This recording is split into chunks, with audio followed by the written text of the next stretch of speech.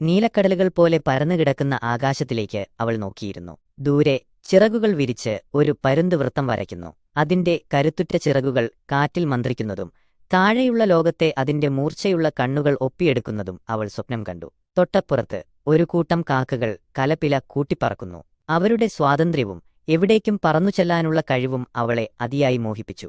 അവളുടെ പേര് ആമിന. പക്ഷികളെ നോക്കി നിൽക്കുന്നത് അവൾക്കൊരു ഹരമായിരുന്നു. അവരുടെ ഓരോ പറക്കലും അവളുടെ മനസ്സിൽ 1000 സ്വപ്നങ്ങളുടെ ചിറകുകൾ വിരിയിച്ചു. അവൾക്കും പറക്കാൻ കഴിഞ്ഞിരുന്നെങ്കിൽ ഈ ലോകത്തിന്റെ അതിരുകൾ ഭേദിച്ച് മേഘങ്ങൾക്കപ്പുറത്തേക്ക് നക്ഷത്രങ്ങൾക്കരികിലേക്ക് ഒരു യാത്ര പോകാമായിരുന്നു. രാത്രിയുടെ നിശബ്ദതയിൽ ആമിന സ്വപ്നം കണ്ടു. അവൾ ഒരു പരുന്തിനെപ്പോലെ ആകാശത്തിൽ ഉയർന്നു പറക്കുന്നു. താഴെ അവളുടെ കൊച്ചുകൂടും കളിച്ചുവളർന്ന മുറ്റവും ഒരു കളിപ്പാട്ടം പോലെ ചെറുതായി കാണുന്നു. കാറ്റിന്റെ തണുപ്പ് അവളുടെ കവിളിൽ തലോടുന്നു. സൂര്യരശ്മി അവളുടെ ചിറകുകളിൽ സ്വർണ്ണനിറം പൂശുന്നു.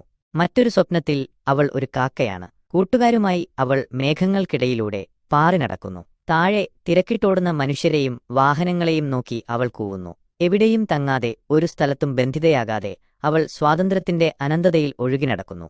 ഓരോ സ്വപ്നവും അവൾക്ക് പുതിയ അനുഭവമായിരുന്നു.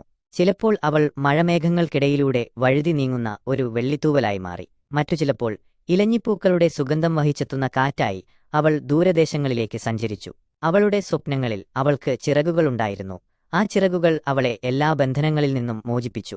ഒരു ദിവസം സ്കൂളിൽ ടീച്ചർ കുട്ടികളോട് അവരുടെ ഏറ്റവും വലിയ ആഗ്രഹമെന്താണെന്ന് ചോദിച്ചു. മറ്റു കുട്ടികൾ ഡോക്ടറാകാനും എഞ്ചിനീയറാകാനും വലിയ ആളുകളാകാനും ആഗ്രഹിക്കുന്നു എന്ന് പറഞ്ഞപ്പോൾ ആമിന പതിഞ്ഞ സ്വരത്തിൽ പറഞ്ഞു, എനിക്ക് പറക്കണം ടീച്ചർ. ഒരു പക്ഷി കണക്കെ ഈ നീലാകാശത്തിൽ സ്വതന്ത്രയായി പറക്കണം. ക്ലാസ്സിലെ കുട്ടികൾ അവളെ നോക്കി ചിരിച്ചു.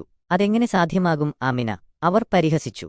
ടീച്ചർ പുഞ്ചിരിച്ചുകൊണ്ട് ആമിനയുടെ അടുത്തേക്ക് വന്നു. സ്വപ്നം കാണുന്നത് തെറ്റല്ല മോളെ. ചില സ്വപ്നങ്ങൾ യാഥാർത്ഥ്യമാക്കാൻ കുറച്ചധികം പ്രയത്നം വേണ്ടിവരും എന്നു മാത്രം. ടീച്ചർ അവളെ ചേർത്തുപിടിച്ചു.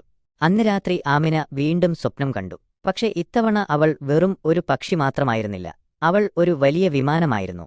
അവളുടെ ഉള്ളിൽ നിറയെ യാത്രക്കാരുണ്ടായിരുന്നു. അവൾ അവരെയും കൊണ്ട് ആകാശത്തിലേക്ക് ഉയർന്നു. ദൂരെ ദിക്കുകളിലേക്ക്, അവർ ഇതുവരെ കാണാത്ത കാഴ്ചകളിലേക്ക് അവൾ അവരെ നയിച്ചു. അവളുടെ ചിറകുകൾക്ക് ഉരുക്കിന്റെ ബലമുണ്ടായിരുന്നു. അവളുടെ യാത്രകൾക്ക് ലക്ഷ്യമുണ്ടായിരുന്നു. ഉണർന്നപ്പോൾ ആമിനയുടെ മനസ്സിൽ ഒരു പുതിയ വെളിച്ചം നിറഞ്ഞു. പറക്കാനുള്ള അവളുടെ ആഗ്രഹം വെറും ഒരു സ്വപ്നം മാത്രമല്ലെന്ന് അവൾ തിരിച്ചറിഞ്ഞു. ഒരുപക്ഷേ അവൾക്കൊരു പൈലറ്റാകാൻ കഴിഞ്ഞേക്കും, അല്ലെങ്കിൽ ഒരു എഞ്ചിനീയറായി വിമാനങ്ങൾ നിർമ്മിക്കാൻ കഴിഞ്ഞേക്കും. അവളുടെ സ്വപ്നം ഒരു പുതിയ ലക്ഷ്യമായി അവളുടെ ഹൃദയത്തിൽ വേരുപിടിച്ചു.